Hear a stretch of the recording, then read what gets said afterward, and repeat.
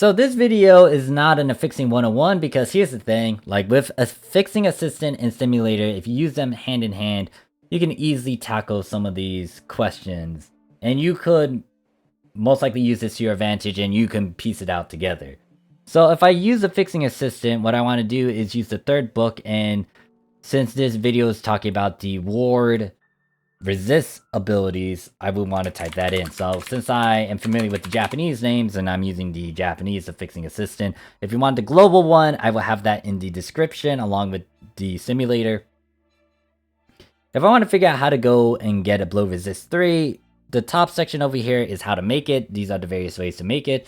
And then the bottom half of it is talk about what it is used for. So if I use a blow resist 3, I could try to go for an all resist 3 or a blow resist 4, and these are the various ways to do it. And all you need to do is just toy around with Affixing Simulator and double check all of it, and you can use that to your advantage. But the point of this video is to address these abilities and make you guys be aware of them, because there's going to be a future video where I'm going to do a lot of test runs, especially with HP build only versus defense build only versus something of the two, and several other things as well. And then also using some of these abilities on different classes. It's a big project of mine, but yes, resistance abilities or ward abilities over there on the global PSO2. Now, here's the thing, most of the time you're not going to go for these. There's specific reasons to why you would want to get them. But even then, it is very niche and it is very situational, especially with how PSO2 is. So, this is just to inform you guys about this, and then you will see that later video where I'm not going to go heavy into details about it. I would just pretty much show you guys what I recorded.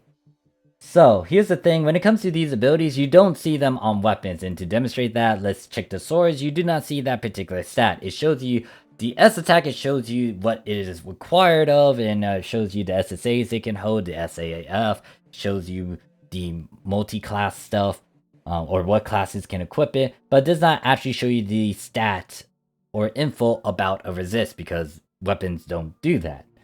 However, units will show you these resists, especially element and the attack type resist. Now, obviously, they have a bunch of different stats. You got HP, PP, SRT, you got the SRT defense, and then you got the element resist, and then the attack type resist.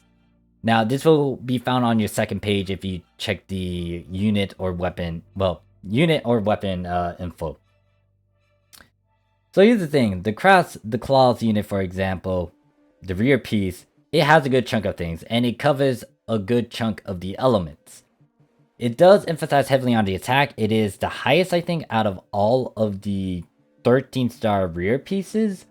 But it's like you gotta pay attention to all these other things as well, and you need to figure out which stat you're trying to emphasize a lot more of.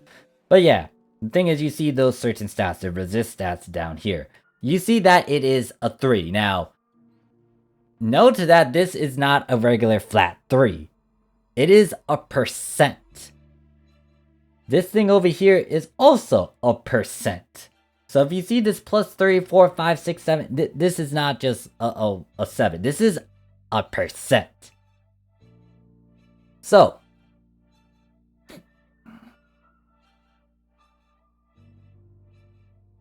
the thing is, with these abilities, especially if you know what type the enemy's attack, especially if you know what the enemy attack type is, you can most likely dumb down a lot of their damage. Now, there's most likely a formula, and there's most likely a limit to how much you can nerf, but let's just say that the future videos you will see is me using this stupid-ass build of mine to literally tank a lot of things. Obviously, if there's a certain programming where it's like, okay, yeah, this is a one-shot death count move sort of thing, you will still most likely die. But I already tested out like at least 50% or 60% of the stuff that I made with these resist abilities. It is stupid. Especially if it's in combination of HP and defense. If you only have HP, it's not going to work. And not only that, when it comes to these resist abilities and these ward abilities, if you put it on something that doesn't really have the stuff to back it up, like, let's say, for example, if I put resist and ward abilities on a hunter, that will make sense, and there's reasons to why, and I will explain that in that video.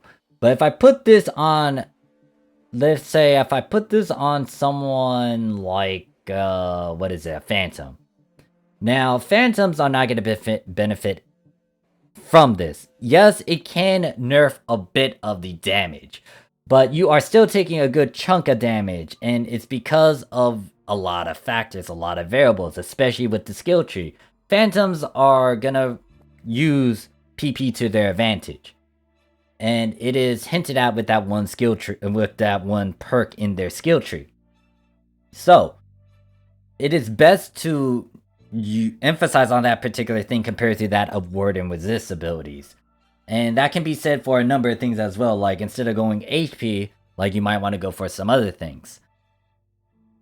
There will be future test builds where I will demonstrate how HP on certain classes are not going to benefit from it, and then also how some other classes will benefit off of all these other things, and then I'll show you guys the tanky build that I have. If you are a member, you kind of saw a demonstration of how stupidly tanky it is, and note that that's not my 100% yet. I still need to finish one unit piece.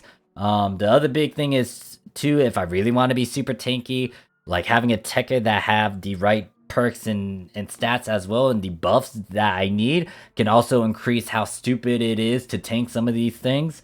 So there's a lot of things that can contribute into tankiness, and these abilities do help you in that, but you can't just slap it onto anyone, any class, and expect it to work. There are things you have to pay attention to with that class, and you have to literally test it out, and you have to pay attention to what that class and that class skill tree can offer.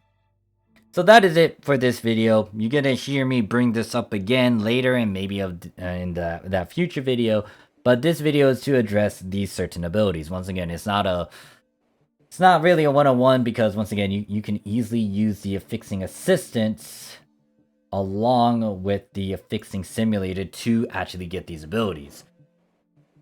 That is it. If you have any question, comment, concerns, put it down below. I'll see you guys in the next one. Peace.